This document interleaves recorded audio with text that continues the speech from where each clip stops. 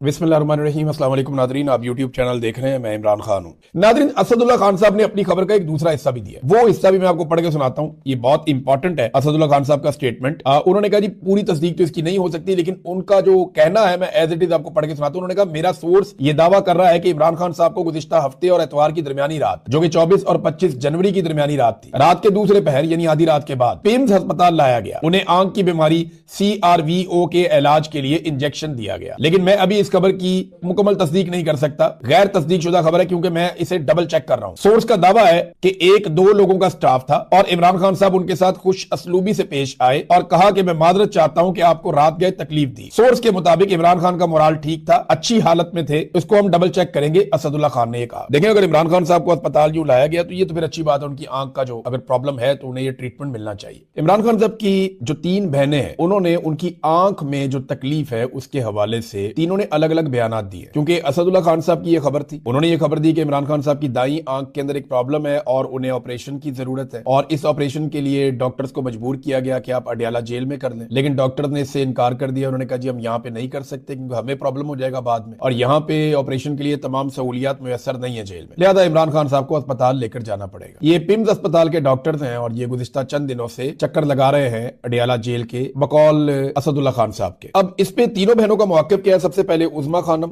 जो इमरान खान साहब से आखिरी मुलाकात करके आई थी, उनकी मुलाकात हुई थी सबसे आखिर में बहनों में। तो उज़मा खानम ने कहा कि इमरान खान साहब ने मुझे बताया था कि उनकी आंख में तकलीफ है और इसके लिए वो कोई आई ड्रॉप इस्तेमाल कर रहे हैं। ये उन्होंने इमरान खान साहब के हवाले से कंफर्म किया कि आंख में तकलीफ जरूर है और उसके लिए कोई वो आई ड्रॉप्स इस्तेमाल कर रहे हैं, लेकिन इतना डिटेल में उनको नहीं पता था। इमरान खान साहब की दूसरी बहन अलीमा खानम, उन्होंने इस खबर को लेकर शकूक व शुबहात का इजहार किया। उन्होंने कहा जी कि ये खबर कैसे बाहर आ जाती है, इसका सोर्स क्या है? आपको जर्नलिस्ट अपना सोर्स तो नहीं बताएगा। वैसे मैं ये आपको बता देता हूं कि जिस जर्नलिस्ट ने ये खबर दी है वो कोई एस्टेब्लिशमेंट या हुकूमत की गुड बुक्स में तो नहीं है। असदुल्ला खान साहब का मैं जानता हूं, वो उतनी अच्छी गुड बुक्स के अंदर नहीं है एस्टेब्लिशमेंट के साथ। लेकिन फर्ज करें ये खबर अगर किसी ऐसे सहाफी ने दी होती जिसको आप टाउट कहते हैं, तो फिर भी आप इसको फेंक तो नहीं सकते थे ना। आपको इस पे गौर करना पड़ना था कि यार इमरान खान साहब की आंख के अंदर प्रॉब्लम हुई है, बिनाई जाने का खतरा है, तो ये खबर तो फिर बहुत बड़ी बननी थी, कोई भी देता। तो असदुल्ला खान साहब ने ये खबर दी। अब अलीमा खानम ये कहती है कि हमारा तो इमरान खान से ना मुलाकात करवाते हैं ना राब्ता करवाते हैं। हम इमरान खान साहब की खैरियत जानने के लिए जब जेल में फोन करते हैं तो इमरान खान साहब के बारे में हमें बताया भी नहीं जाता, हमारे पास तो कोई डायरेक्ट इंफॉर्मेशन नहीं है। उन्होंने ये शिकवा किया। इसके बाद इमरान खान साहब की बहन नौरीन खानम का बयान, ये हसान न्याजी की वालदा भी, उन्होंने कहा कि जो लोग भी इमरान खान साहब की आंख को नुकसान पहुंचाने की कोशिश अगर किसी ने की या कोई ऐसा कर रहा है तो याद रखें कि उनमें से किसी की भी आंख नहीं बचेगी। ये बात ठीक है क्योंकि लोग बहुत गुस्से में हैं इमरान खान साहब के मामले को लेकर और तशवीश तो लोगों को है। अब लोग बाहर नहीं निकलते, उनका अपना एक अंदाज है लोगों का, पाकिस्तानियों का। निकलते हैं तो वो अपनी सहूलत देखकर निकलते हैं। 2 मरतबा ऐसा हुआ कि लोग बहुत बड़ी तादाद में निकले, लेकिन गंडापुर साहब ने उन्हें धोखा दे दिया लोगों को, और अब दोबारा लोग निकलना शुरू हो गए। अगर इमरान खान साहब को वाकई कोई प्रॉब्लम हो जाता है ना, या उनके साथ कुछ बुरा होता है, तो इसका खुमियाजा उन लोगों को भुगतना तो पड़ेगा जो लोग उसके लिए जिम्मेदार है। वफाकी वुज़रा भी फंस गए। देखिए ना, जो लोग दिन रात करते थे कि हम ऑपरेशन करेंगे, हम जरूर ऑपरेशन करेंगे, खैबर पख्तूनख्वा में मिलिट्री ऑपरेशन होगा, मिलिट्री ऑपरेशन हम जरूर करेंगे, कौन रोक सकता है, किसी का बाप भी नहीं रोक सकता। दिन रात इनके तकब्बुर भरे जुमले ही खत्म नहीं हो रहे थे। इमरान खान साहब ने जेल से बैठकर कहा कि नहीं, मिलिट्री ऑपरेशन मसले का हल नहीं है। मसले का हल जरूर होगा लेकिन मुशावरत के साथ होगा। बैठो,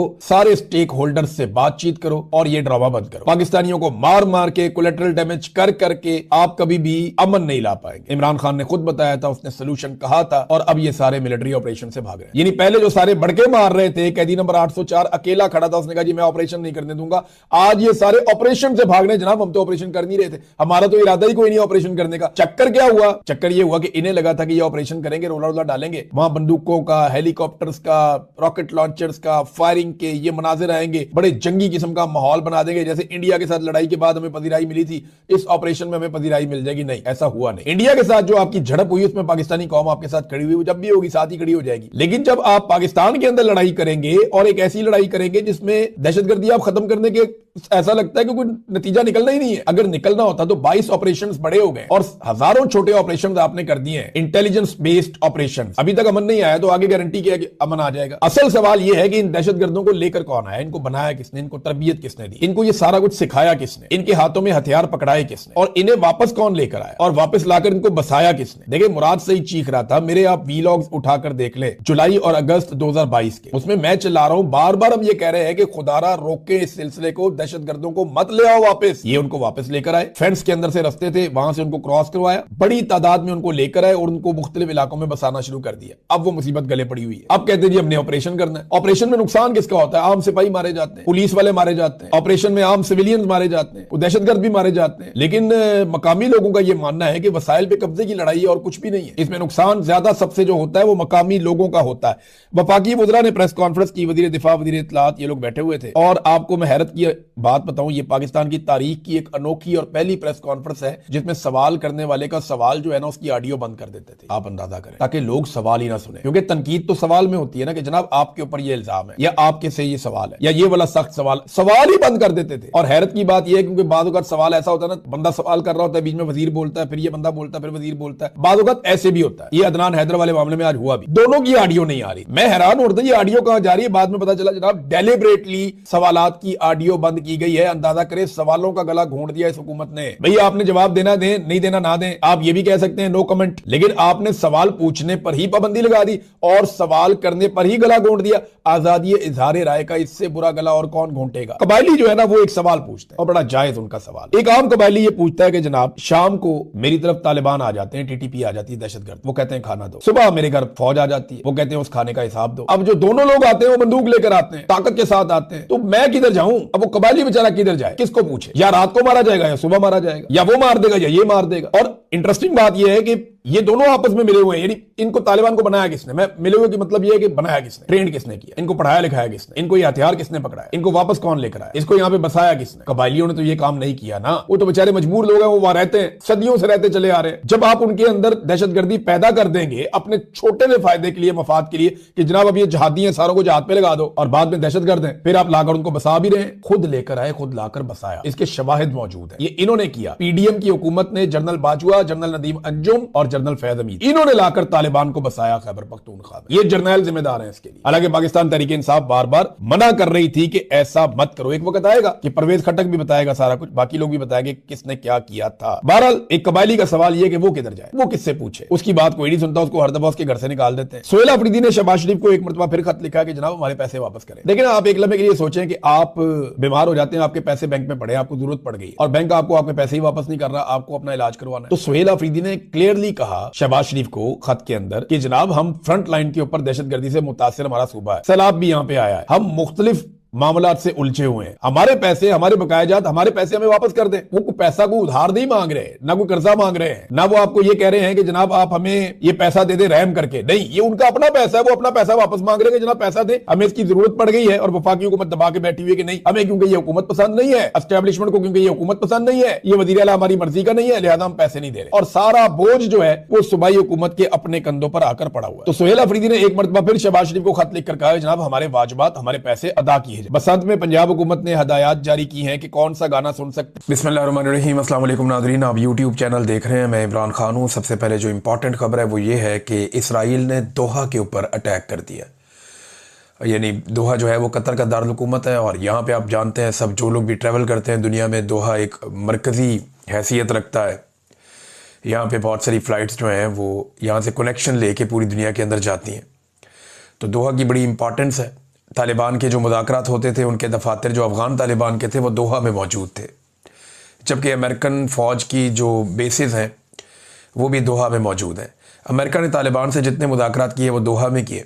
आज से कुछ अर्सा पहले जब अमेरिका ने अटैक किया था ईरान के ऊपर, तो उसके जवाब में ईरान ने कुछ मिसाइल दागे थे जो दोहा पे दागे गए थे और वहाँ अमरीकी बेस के ऊपर दागे गए थे। कुछ ज़रा ये कहते हैं कि ईरान ने पहले से कतर को खबरदार किया था और उन्हें बताया था कि हम ये करेंगे और हमें ये करना पड़ेगा, इसलिए कि यहाँ पे अमेरिका हमारे मुल्क पर अटैक कर रहा है तो हमें वापस अमेरिकन को जवाब देना पड़ेगा। बहरहाल अभी ये एक बहुत बड़ी डेवलपमेंट है कि इसराइल ने दोहा के ऊपर हमला किया। इसराइल का ये दावा है कि उन्होंने जो अटैक किया उसमें उनका टारगेट हमास के लीडर्स थे।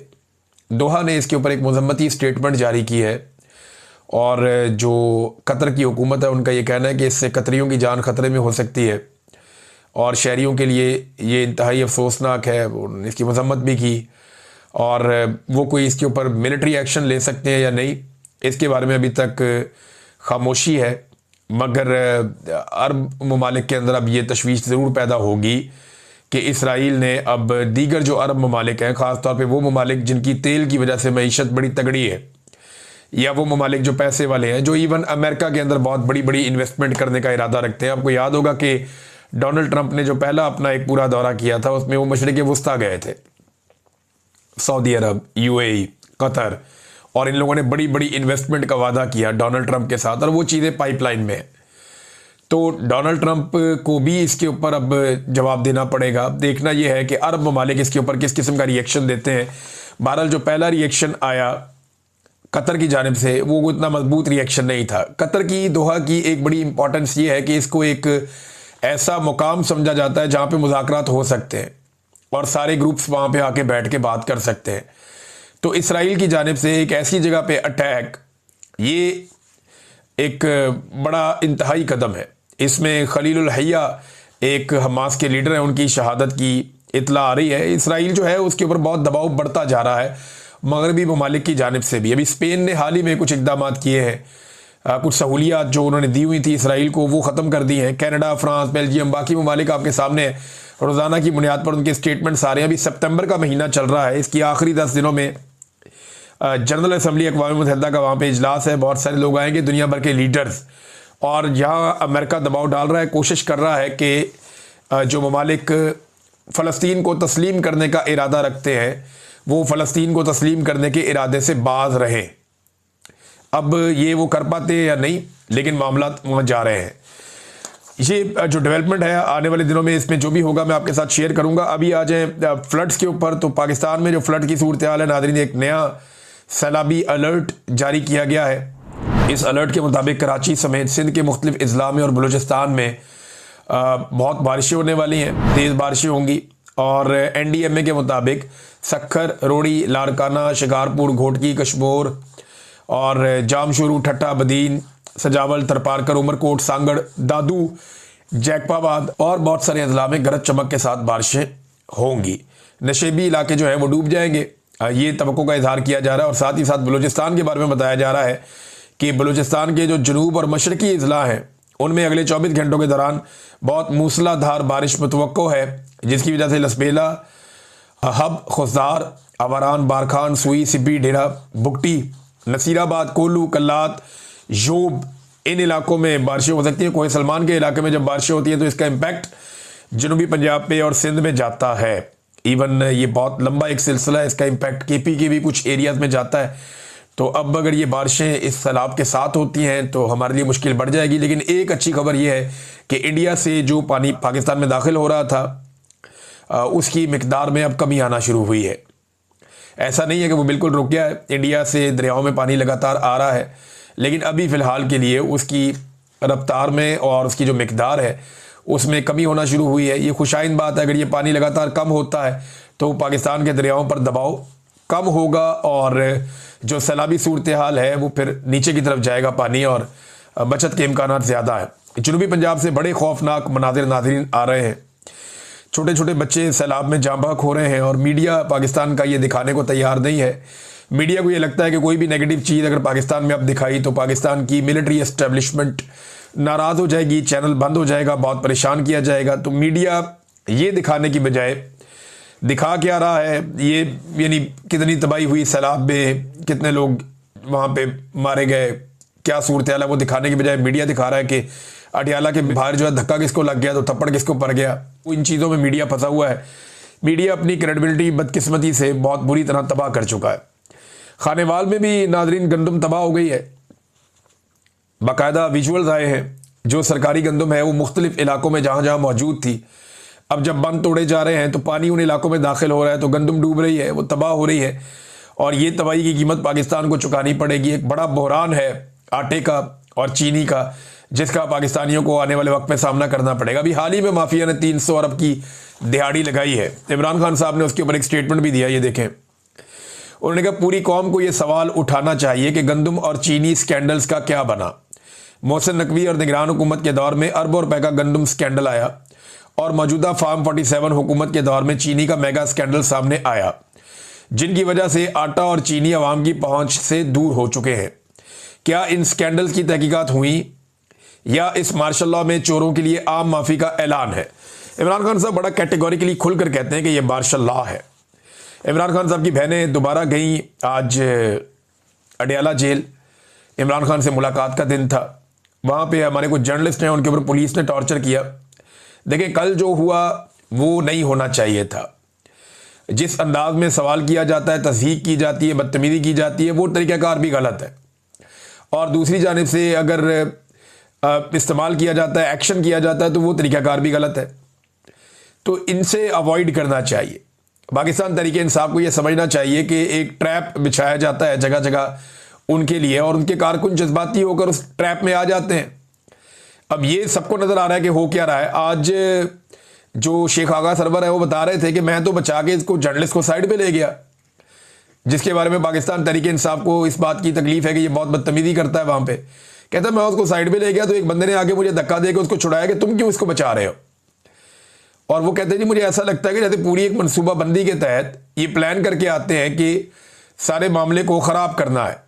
और जो अल्फाज और जो जुमले बताए हैं जर्नलिस्ट, मैं बात कर रहा था एक दो लोगों से, उन्होंने कहा जी बड़ी बदतमीजी वाले अल्फाज इस्तेमाल करते हैं और बहुत अजीब तरीके से बात करते हैं। यानी मरे हुए को क्या मारना, जाके ताकतवर हुक्मरान से सवाल करो, उनकी आंखों में आंखें डालकर सवाल करो, जैसे मैं करता था सवाल। जब इनका तोती बोलता था इस मुल्क में तो मैं इनके सामने खड़ा होकर सवाल करता था। 7 मरतबा तो इन्होंने मुझे मुअत्तल करवाया, नौकरियों से निकलवाया बार बार। पहले भी पुरानी बात है जब मैं रिपोर्टिंग करता था। तो ये कलमा हक अगर कहना है तो जालिम हुक्मरान के सामने कहना है। एक मजलूम बहन से जाकर आप क्या पूछते हैं। आज अलीमा खानम ने जवाब भी दिया जो सवालात उठाए जा रहे थे, और बड़ा कैटेगोरिकली उन्होंने कहा जी कि कोई चीज़ है तो सबूत है मेरे खिलाफ लेकर आए आप, और हम तो सिर्फ अपने भाई के लिए आती हैं। अब अलीमा खानम वहाँ पहुंची तो उस्मान चौधरी और हसनैन रफ़ीक साहब, क्योंकि देखिए डिजिटल मीडिया ही कवरेज करता है पाकिस्तान तहरीक इंसाफ की। तहरीक इंसाफ को ये बात समझनी पड़ेगी कि उनकी कवरेज नहीं की जाती रेगुलर मीडिया की जानिब से। अगर रेगुलर मीडिया आता भी है अपने कैमरे लेकर तो वो जो भी कवर करके ले जाते हैं वो उसमें से कोई कीड़ा निकालते हैं, कोई नेगेटिव चीज़ ढूंढते हैं और उसको टीवी पे चलाने की कोशिश की जाती है। अदरवाइज कोई भी पॉजिटिव खबर या उन्होंने क्या कहा, वो क्या कहना चाहते हैं या उनका मौक़िफ़ क्या है, पाकिस्तान तहरीक इंसाफ का नहीं चलता पाकिस्तान के मीडिया पे। ये तो बिल्कुल एक क्लियर है और एक सच्चाई है, हम सब इसको जानते हैं। तो जब वो चला ही नहीं सकते तो वो आते क्यों हैं। ये पाकिस्तान तहरीक इंसाफ को चाहिए कि वो पाकिस्तान के मीडिया को, जैसे आप इन्विटेशन देते हैं ना कि मीडिया आए और कवरेज करे, तो पाकिस्तान तहरीक इंसाफ को कहना ये चाहिए कि मीडिया ना आए और कवरेज ना करे। उसकी वजह यह है कि भाई जब वो आपने कवरेज करके भी नहीं चलानी तो फिर आपके आने का फायदा क्या। पाकिस्तान तहरीक इंसाफ की जो कवरेज है वो सारी डिजिटल मीडिया के लोग करते हैं और सोशल मीडिया के जरिए से पूरे पाकिस्तान में उनकी आवाज़ पहुंचती है। डिजिटल मीडिया बताता है कि जनाब पाकिस्तान तहरीक इंसाफ के लीडर्स ने आज ये कहा वो कहा, और वो सारी चीज़ें होती हैं। अब उस्मान चौधरी और हसनैन रफ़ीक साहब, ये दोनों, इन पे तशद्दुद भी किया पुलिस ने, इनका सामान भी छीन लिया। अब ये डिजिटल मीडिया के हमारे जर्नलिस्ट हैं, क्या सहाफ़ी इसके ऊपर एहतजाज करेंगे? क्या सहाफ़ती तंजीमें ये कहेंगी कि पुलिस ने इन पर टॉर्चर क्यों किया, इनका सामान और इनकी चीज़ें क्यों छीनी? बार बार पुलिस ने ज्यादती की है। मैं कल कुछ नाम लेना भूल गया था, समीना पाशा साहबा को नौकरी से निकाला हुआ है, काशी वबासी का प्रोग्राम बंद किया हुआ है। इस पे कौन आवाज़ उठा रहा है, कौन एहतजाज कर रहा है? कोई भी नहीं कर रहा। एस्टेब्लिशमेंट जिसके खिलाफ है उसके हक में सहाफ़ी तंजीमें भी नहीं निकलती। मुझे जबरी तौर पे लापता किया, कौन निकल के क्या किया किसी ने? चंद एक जगहों पे मेरी अपनी फैमिली के लोग बताते कहते यार कुछ भी नहीं, लोग मीडिया तो तेरा खड़ा ही नहीं होता था। तो हम हर जगह जाते थे, हर जगह पे जाके हमने मीडिया के लिए आवाज़ उठाई है। शहीद अरशद शरीफ के लिए इन्होंने क्या किया मीडिया ने? हमारे जमील फारूकी साहब हैं, कितने अच्छे इंसान है वो। जमील फारूकी के साथ देखें क्या हरकत की इन्होंने। वो हंसता खेलता नौजवान है एक, उसको इतनी बदतमीजी की, उसको वहाँ पे कपड़े उतारे उसके, सारा कुछ, लेकिन उसके लिए किसी ने कोई एहतजाज किया नहीं किया। बदकिस्मती है ना ये। तो जहाँ पे एस्टेब्लिशमेंट चाहती है वहाँ पे तंजीमें भी इकट्ठी होकर एहतजाज कर देती हैं। थोड़ा सा तंजीमों को चाहिए अपने पैरों पे खड़े हो जाएं और अपनी सहाफ़ती बरादरी को इकट्ठा करें, वरना हम डिवाइड होते होते बहुत कमज़ोर हो जाएंगे।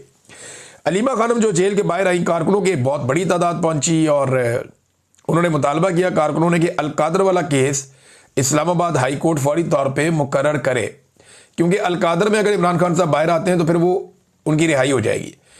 लेकिन उनकी रिहाई से पहले कोशिश की जाएगी कि तोशाखाना 2 के अंदर उनको सज़ा सुना दी जाए।